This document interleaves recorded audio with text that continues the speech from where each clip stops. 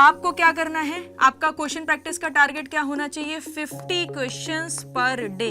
Current affairs को छोड़ देते हैं, स्टैटिक जीके को छोड़ देते हैं, जबकि वहां से क्वेश्चन ज्यादा आते हैं, जनरल साइंस से क्वेश्चन ज्यादा आते हैं, ठीक है। वेटेज को ध्यान में रखना है बट लो वेटेज को छोड़ना नहीं है। Let's focus on the non tech syllabus. अगर मैं रीजनिंग के सिलेबस की बात करूं, this is the entire syllabus, but इसको भी मैंने क्या करा है, 3 पार्ट में डिवाइड कर दिया है। पहला पार्ट देखोगे तो एनालॉजीज हैं, सिमिलैरिटीज है, कोडिंग डिकोडिंग सीरीज हो गया, mathematical operation, figure based reasoning हो गई, ब्लड रिलेशंस हो गए। दीज आर द टॉपिक्स जो कि हाईली वेटेज है, इस पे आपको अच्छे से फोकस करना है, अच्छे से क्वेश्चन प्रैक्टिस करना है, ठीक है। मीडियम वेटेज की बात करें तो डायरेक्शन एंड डिस्टेंस टेस्ट हो गया, पेपर कटिंग फोल्डिंग हो गया, मिरर इमेजेस, सीटिंग अरेंजमेंट हो गया, रैंकिंग हो गई, ठीक है। तो ये टॉपिक्स जो है आपके मीडियम वेटेज में आते हैं। एंड लो वेटेज में बात करें तो सिलोजिज्म हो गया, स्टेटमेंट एंड कंक्लूजन वाले क्वेश्चन हो गए, वर्ड्स का फॉर्मेशन हो गया, वेन डायग्राम हो गया, मैट्रिक्स रीजनिंग हो गई, क्यूब एंड डाइसेस हो गए और क्लासिफिकेशन हो गया। तो हाईली वेटेज पर आप पहले फोकस करिए, देन उसके बाद मीडियम वेटेज पे, देन लो वेटेज पे। एक बार आपका सिलेबस कंप्लीट हो जाए and then you can do 50 questions daily practice. 50 question आने वाले हैं ना, तो आपको क्या करना है, आपका क्वेश्चन प्रैक्टिस का टारगेट क्या होना चाहिए, 50 questions per day, 50 question per day without any delay.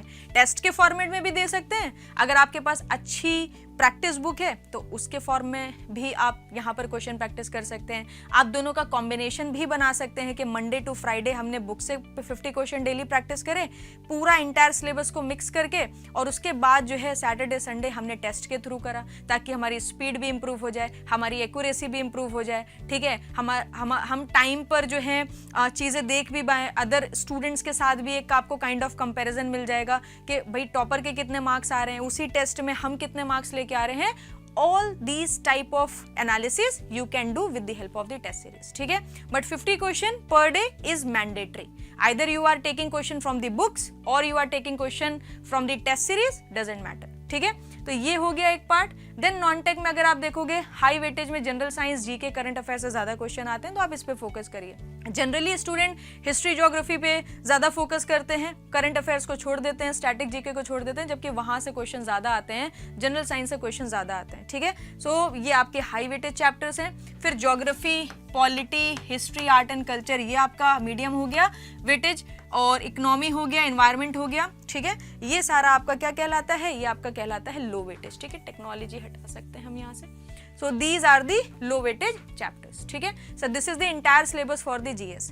तो इसको भी आपको 2.5 मंथ्स में कवर करना है and then you have to start question practice. इसके लिए तो मैं सजेस्ट करूंगी कि आप टेस्ट सीरीज को ही फॉलो कर लो, क्योंकि आपका टाइम बचेगा। टेस्ट सीरीज को फॉलो करिए, daily 1 test you can solve, ठीक है। Daily 1 test will be more than sufficient. और टेस्ट सीरीज में क्या है, फिल्टर्ड क्वेश्चंस मिल जाएंगे और एसएससी के लेवल के क्वेश्चंस मिल जाएंगे, तो आपके लिए चीज़ें आसान हो जाएंगी। रीजनिंग में आपको अच्छी बुक्स ऑलरेडी मार्केट में हैं, यू कैन परचेज, तो वहाँ पर आपको बुक्स भी हेल्प करेंगी, टेस्ट सीरीज भी हेल्प करेगी। यहाँ पे आप question practice direct test series से कर सकते हो। If you are a Medigy student तो कंसेप्ट प्रैक्टिस बुक मिलती है, उसमें भी 100 150 क्वेश्चंस होते हैं, दैट यू कैन सॉल्व, ठीक है। इसी के साथ साथ बुक्स रहती हैं एसएससी की, क्वेश्चन प्रैक्टिस बुक्स रहती हैं, वर्क बुक्स रहती हैं, वहां से भी क्वेश्चंस लगा सकते हो, अदरवाइज टेस्ट सीरीज से क्वेश्चंस आप लगा सकते हो, ठीक है। अगर मैं सिविल इंजीनियरिंग की बात करूं तो 60 to 65 मार्क्स से आउट ऑफ 100 की बात कर रही हूँ, 60 से 65 नंबर के जो क्वेश्चंस आ रहे हैं वो आपके ये सब्जेक्ट से पूछे जा रहे हैं, बीएमसी, एस्टिमेशन, कॉस्टिंग, सर्वे, एनवायरनमेंट, सॉइल, आरसीसी, सोम, एफएम, एचएम, ओसीएफ हो गया कंबाइंड, ठीक है। तो 60 से 65 मार्क्स के क्वेश्चन आपको इस टॉपिक से मिलेंगे, और बचे हुए 35 to 40 मार्क्स के जो क्वेश्चन है that you will get from steel, highway, railway, structure, irrigation, hydrology, construction technology, CPM हो गया, और इंजीनियरिंग मैकेनिक्स ईएम हो गया, ठीक है। तो ये आप यहाँ पर देख सकते हो, these are the kind of medium weightage subjects and these are the kind of high weightage subjects, ठीक है। अगर मैं मैकेनिकल की बात करूँ, देखो power plant, fluid mechanics, hydraulic machine, IC engine, thermodynamics, RAC, very very very important, बहुत important है। मेजॉरिटी ऑफ क्वेश्चंस आपको इसी से देखने को मिलेंगे। इवन 60% ऑफ द पेपर जो है वो आपका इन्हीं के क्वेश्चन से भरा होगा, ठीक है। तो इस पे बहुत ज्यादा फोकस करना है, ठीक है, इस पे बहुत ज्यादा फोकस करना है। And these are my subjects, I am teaching these subjects, ठीक है। तो अगर आप एसएससी वाले कोर्स में होगे या जेईई 1 ईयर फाउंडेशन में होगे, so don't worry about it, I am going to take care each and every subject for your self. SSC में आप के क्वेश्चन इस पोर्शन से तो नहीं रुकेंगे फॉर श्योर, सारे क्वेश्चन आपसे बनने वाले हैं, ठीक है।